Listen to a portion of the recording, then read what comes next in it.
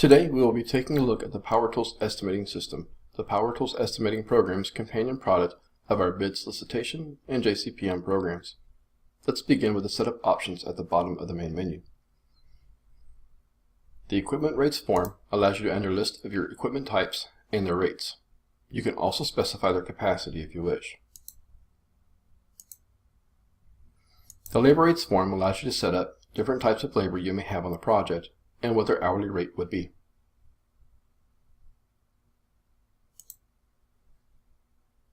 Next up is our crew's labor and equipment form.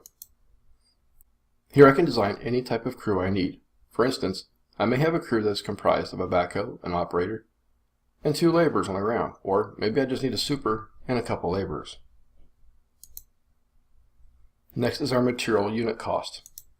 This can be used in the price book editor to create assemblies of parts with known prices and then update the material pricing on that line accordingly. Next up is the bond rates form.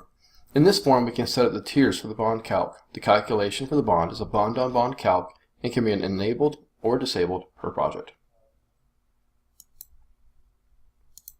The cost types, multipliers, and add-ons form allows you to set up default increases per cost type, material, labor, subcontract, equipment, and other, as multipliers or percentage add-ons.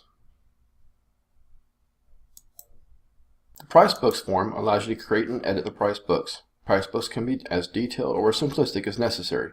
In most cases, you'll create one price book that covers all the potential items. When you need to create a new estimate, you can then either use the price book to create items or import them from a previous estimate. In the form above are my line items, and down below in the lower half is where I would modify maybe a default material pricing per unit, my unit of measure, whether or not I want this on all jobs every time I start one up when I choose that price book. I can also build my assemblies for material components, and based upon my total pricing I can refresh my material rate based on that for that unit. I may have a default crew or just a labor class and equipment class. I can also copy in from a different price book if I'd like.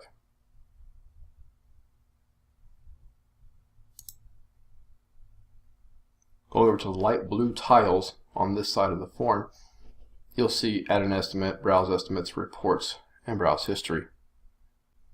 If we open the browse estimates form, you'll see the current list of estimates. An active chat box allows me to either filter out projects I don't want to see in my drop downs on the main screen or allow them to be seen. If I click on View Edit, in this form I can also enter information such as the estimator and checker name, building square footage, and so on. Looking off to the right of that, we have the price book drop down which determines which price book the estimate will be getting its standards from, a check box for whether or not this is a bonded job, and overhead percent, and fee lump sum. There's also drop downs for linking this to a project in the job cost project management system. Once that's been done, you can also export the estimate as your budget for the job. Going above that, we have multipliers and add-ons, and labor rates. In both of those two forms, you can modify this information for this project alone. In our project data screen, we can enter in address and contact information for the owner, the architect, information about the project, who the contractor is, and any other miscellaneous information such as lien data, or maybe a project code or ID.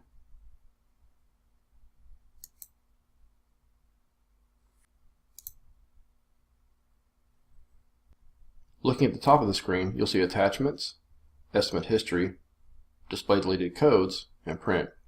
In the attachments form, I can add in files that are attached to this particular estimate for reference later. In the estimate history form, I can see how my estimate has changed over time through each change.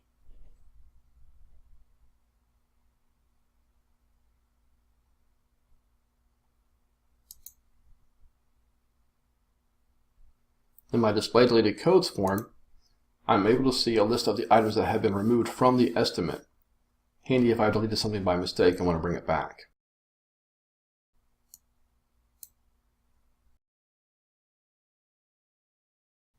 And of course, the print form allows me to print simple information from the project info screens.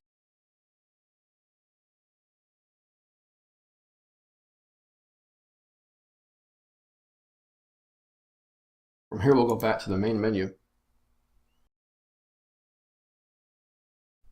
and start looking at our estimate and detail form. The estimate tile will bring up the same information we just saw in the Browse Estimates View Edit form. The estimate detail tile begins by telling you how many items have a zero quantity set and how many items have a zero amount set. Going into the estimate detail, we're again presented with a list of zero quantities and zero amounts. The top half displays a list of all my items in my estimate, along with their unit of measure, their quantity, the total unit cost, and the total amount. Any comments enter below. It has set up also the proposal code and description. The lower half of the form is where you'll edit the information in the estimate line item.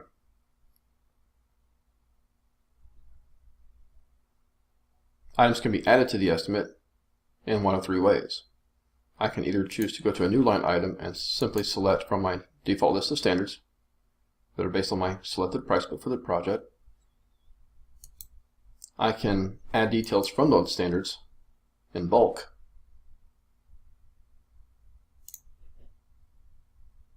Or I can choose to copy detail from another estimate. If I choose copy detail from another estimate, I can select the project I want to bring it in from and choose whether or not to zero out certain amounts.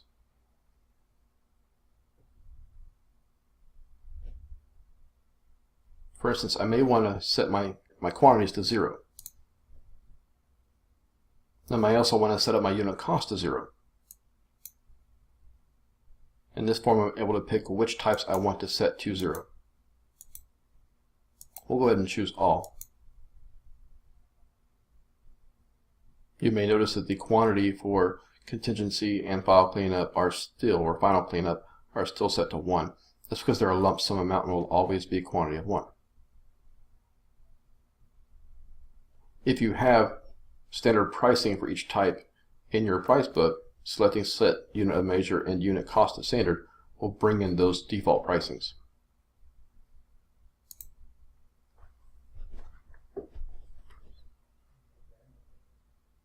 The Unit of Measure dropdown is a customizable list of entries, but there are two specific values that have special purpose and behave differently than the rest. And that's dollar labor and dollar sub.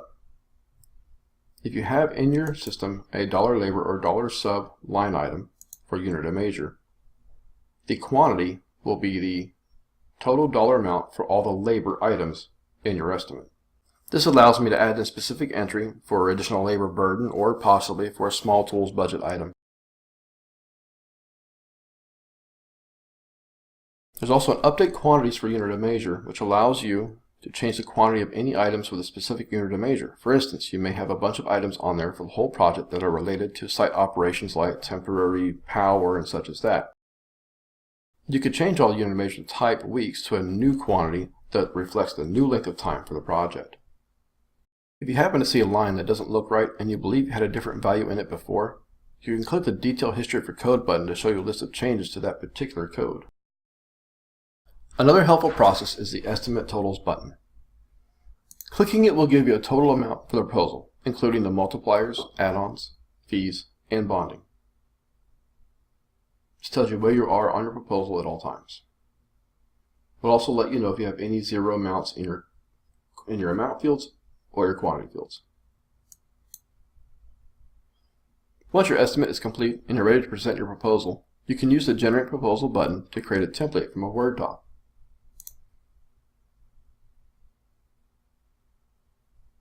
The resulting file can be modified to include items such as clarifications, exclusions, and even a note to the owner. Here we'll select our sample template and allow Word to fill in all the line items.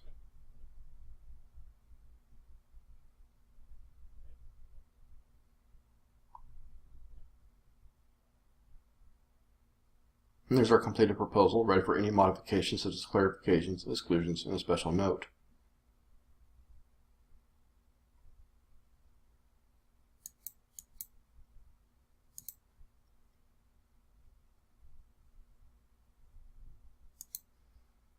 Back on the main menu, you'll see an Alternates and Alternates detail tile.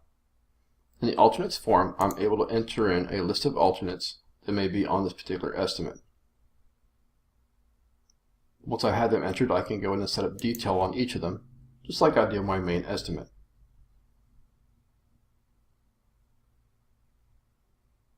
Simply select the line and make the modifications below.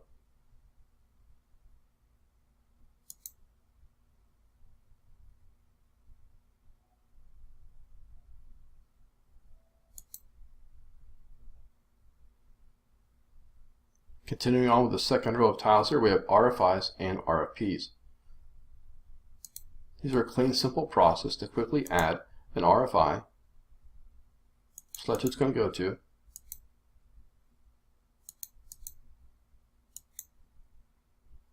fill in any information you need here, and then print or email the document to whoever needs to receive it.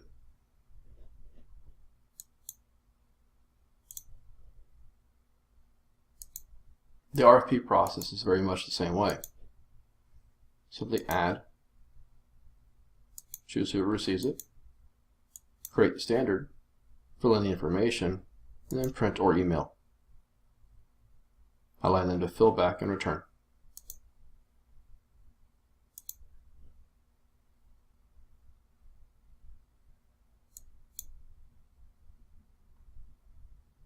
Above we have subcontractors and create job cost budget from estimate. In the subcontractors form, we're presented with a list of every item in the estimate. By selecting an item in the estimate, in the lower portion of the screen you will see a list of subs and their pricing if you've been entering it in the bid solicitation program. You can also enter the information here. Simply select the item you like, click on Select Sub Highlight for Estimate, and it will insert their name in the selected field, change the per unit and amount pricing, change unit and measure to a lump sum, and the quantity to 1. This information will be placed into the sub portion of that line in the estimate.